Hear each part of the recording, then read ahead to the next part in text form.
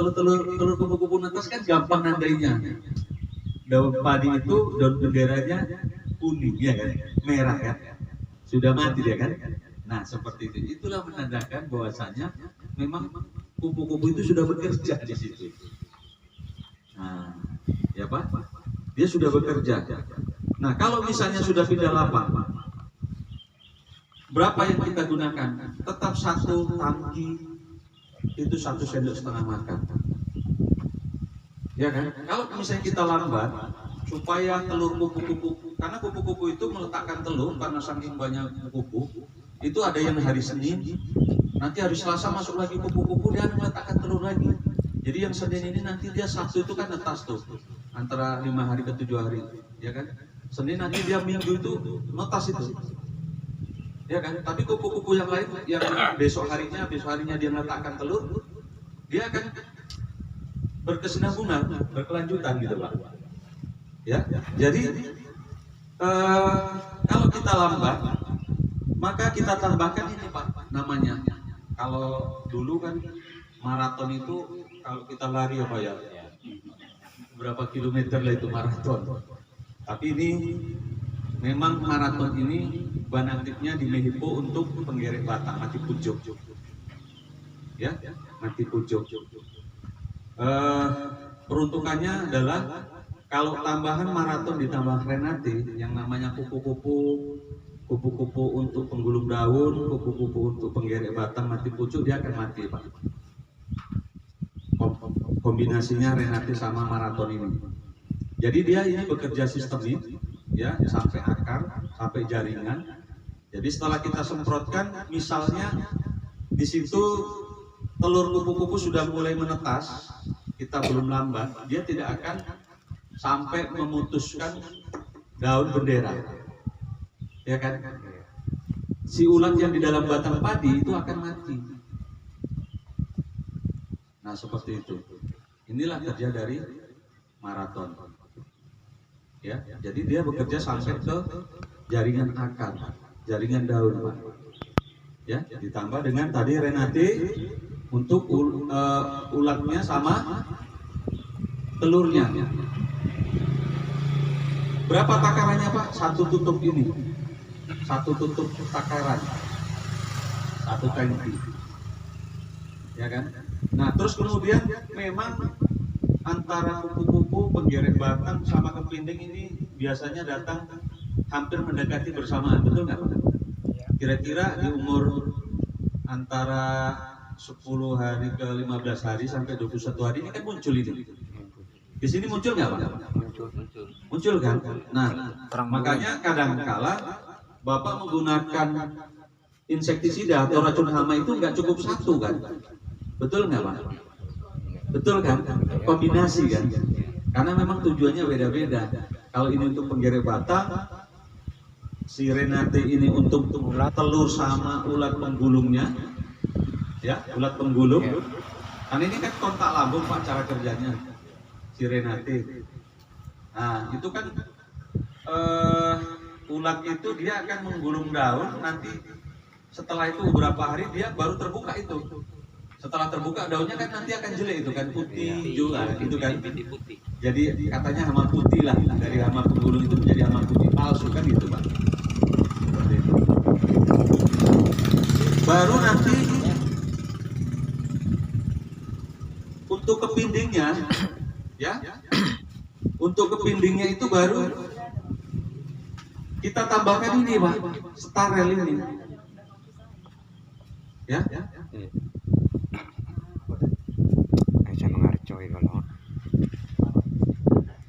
Ya, jadi ini yang ketiga adalah starel ini. Ini adalah racun hama atau insektisida yang efektif untuk kepinding, Pak. Ya, bahan aktifnya di sini adalah sipermetrin chlorpyrifos. Dia untuk ulat kepinding. Jadi kalau misalnya komposisi yang ketiga ini, Pak, ya antara Renate maraton dan Renate maraton dan starel, yang namanya kepinding, mati pucuk, kupu-kupu sama telur kupu-kupu dia akan habis, dia akan terkendali. Nah, cara membuktikannya nanti setelah Bapak semprotkan, itu tidak muncul lagi yang namanya mati pucuk. Terus kemudian penggulung daunnya juga, dia nanti waktu pas membuka dia sudah mati, Pak. Nah, dia sudah mati. Ya. Nah, terus kemudian kalau boleh tahu Pak, satu tangki itu Bapak untuk berapa luasan satu tangki? Kalau umur rendah mungkin satu tangki bisa 2 rantai ya. Ya. Nah, tapi kalau kondisi seperti ini satu tangki bisa berapa rantai nih? Ini 1 bulanan ya? 1,5. Iya, 1 bulan. Ini berapa luas ini Pak? Kalau satu tangki? 1,5 rantai. 1 rantai? Setengah. 1 rantai setengah? Iya. 1 rantai setengah. Berarti 1 cap. kira-kira dapat minimal 18 ya? 18 ke 20 tangki ya Pak? Ya. Kemudian mau kami sampaikan lagi Pak, kalau memang itu benar 18 atau 20 tangki 1 hektar ya.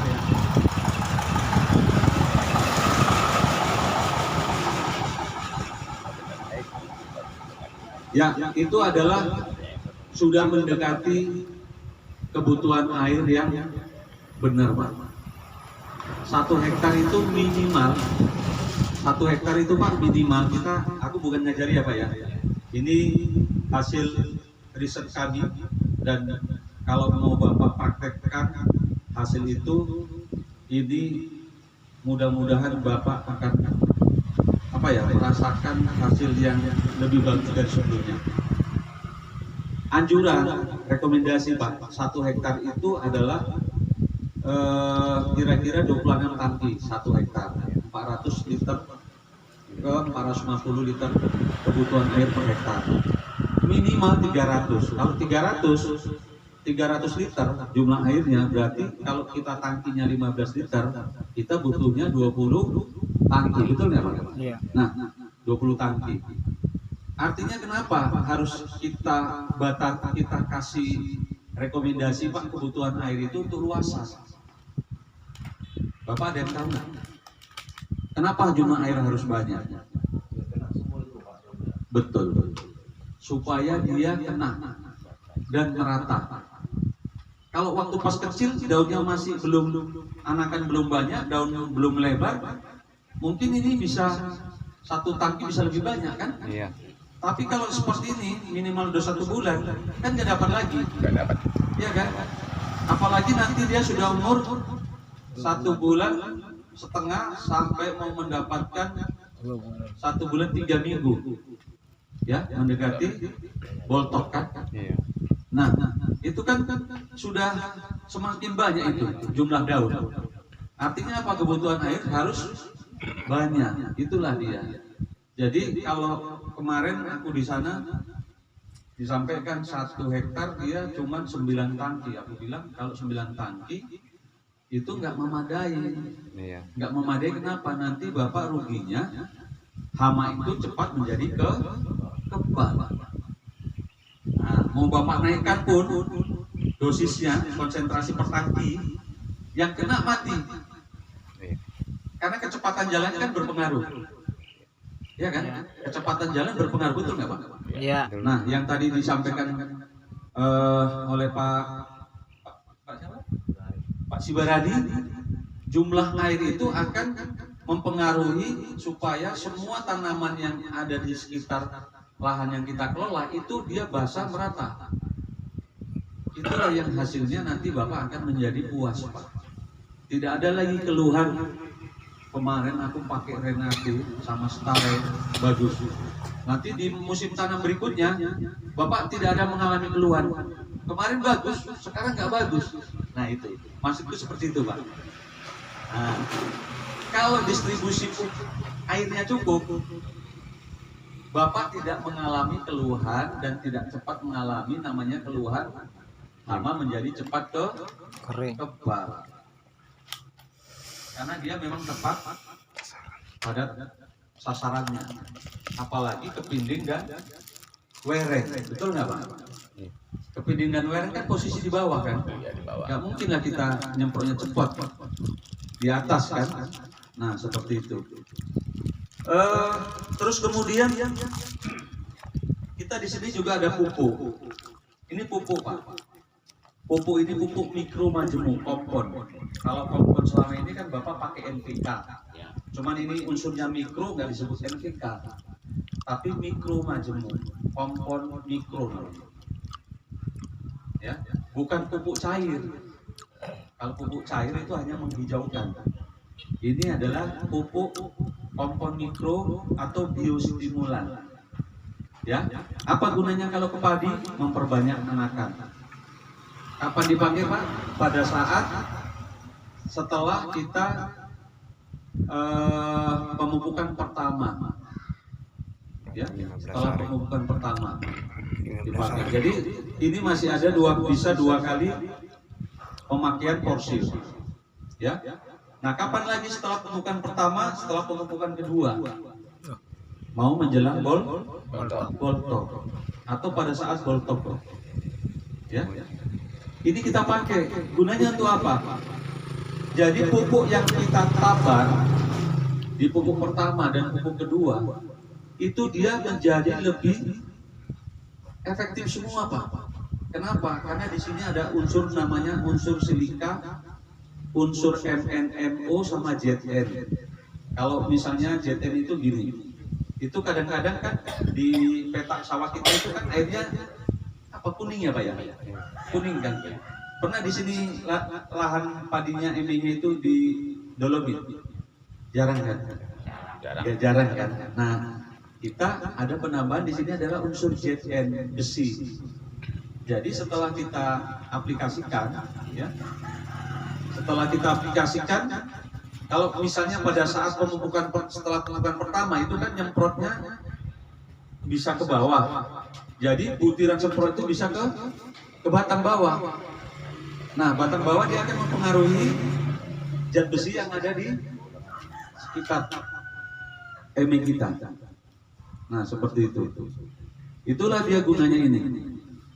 Terus kemudian pada saat dia mau pengisian, boltok itu mulai pengisian, dia akan merangsang, dia akan membentuk makanan yang ada di bawah yang setelah pemupukan kedua, itu semua pupuk yang di bawah itu menjadi tersedia. Jadi ibaratnya kita ada lemari kaca yang berisi makanan, sayur, itu semuanya kalau bisa dikunci, bisa nggak dimakan? Kan nggak bisa kan? Cuma kita nengok tuh, setiap kali di nasi ini ada ikan-ikannya semua kan, sayurnya mantap. Tapi nggak bisa kita makan, kenapa? Dikunci. Di tanah seperti itu juga. Di tanah masih ada dua kali aplikasi, dua kali penyemprotan yang setelah ini. Itu nanti bulir padinya, ya panjangnya beda. Nanti bisa Bapak bedakan, ini petakan betul nggak kata orang tadi itu. Bapak buktikan aja, ya kan?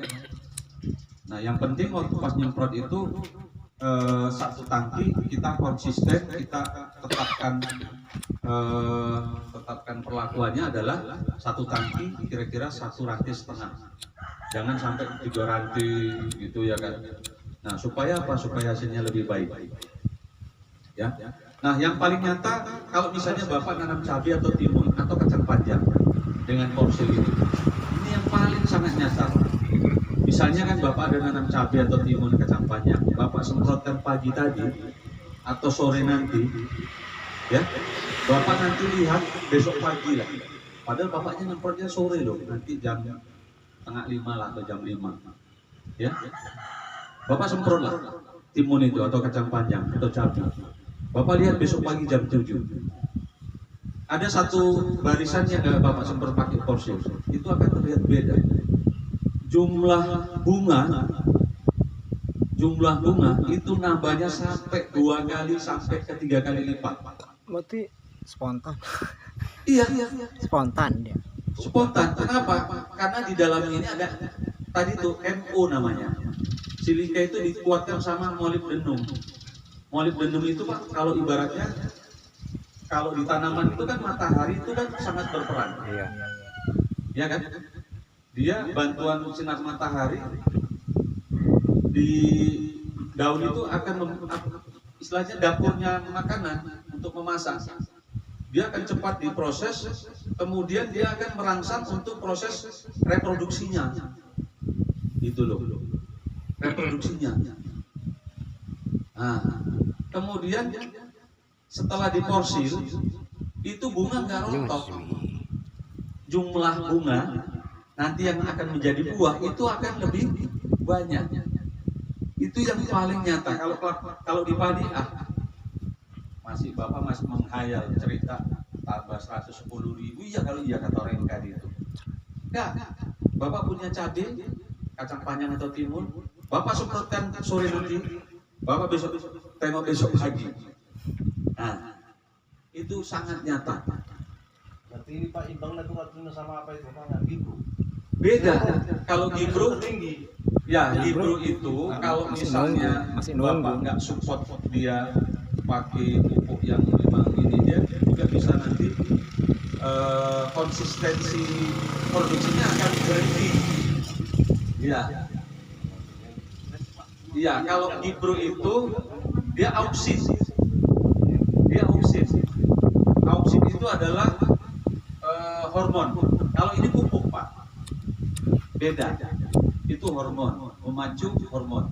Kalau ini pupuk, ini memang murni pupuk. Tapi pupuk karena dia pupuk mikro, ya pupuk mikro, dia memang karena selama ini kan kita hanya menanya NPK toh, ya kan Pak? Kita tidak beri perkenalkan menggunakan pupuk mikro, apa kegunaannya.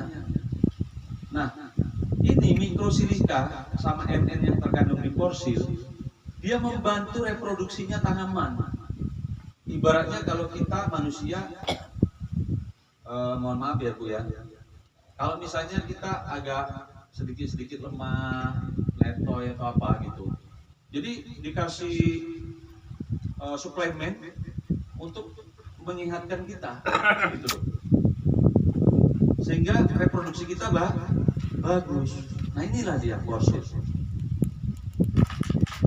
Kalau misalnya timun, ya, timun biasanya Bapak nanam timun, ada yang nanam timun ini setelah padi? Enggak ada.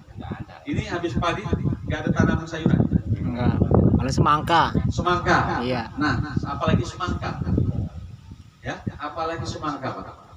Jadi sekali cor, misalnya mau cabai atau semangka atau timun, habis dicor 2 hari ke 3 hari Bapak porsir. Udah? Itu nanti panennya setiap hari, Pak.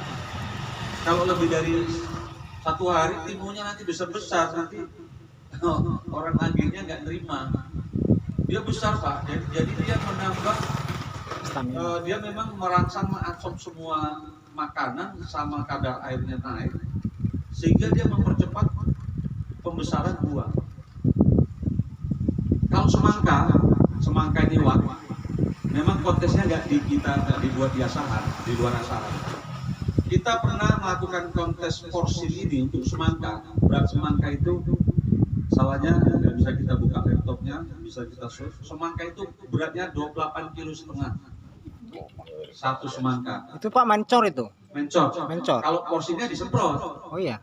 Semprot. 28,5 kg. Dan dia kalau diporsir itu buah tidak menjadi kokong gitu loh. Dia tetap padat. Contoh misalnya kacang panjang kan ada yang kadang besar segini, Iya. tapi dia kopong kan. Kalau itu nggak padat. Nah, kalau kacang panjang disemprot pakai ini nanti dia besar. Makanya dia harus panen setiap hari, termasuk timun setiap hari kalau sudah diporsir. Jadi kalau semangka Wak, nanti si Dedi bisa ini ke Bapak ini. Setelah Bapak cor, kemudian 2 hari setelah dicor, Bapak porsir. Nah, kemudian nanti kalau mau besar, ya kan, mau semangkanya besar, proses dari mulai pentilnya itu, ya, mutiknya itu, kalau bisa pembungaan lah supaya jumlah bunganya lebih banyak. Terus kemudian nanti kan itu dipilih, diseleksi kan nggak semua dipelihara jadi buah. Nanti tinggal Bapak cari yang betul-betul sehat, baru Bapak kastrasi, potong kan gitu. Nanti setelah itu Bapak porsir, habis dicor 2 hari kemudian sampai 3 hari Bapak for sale.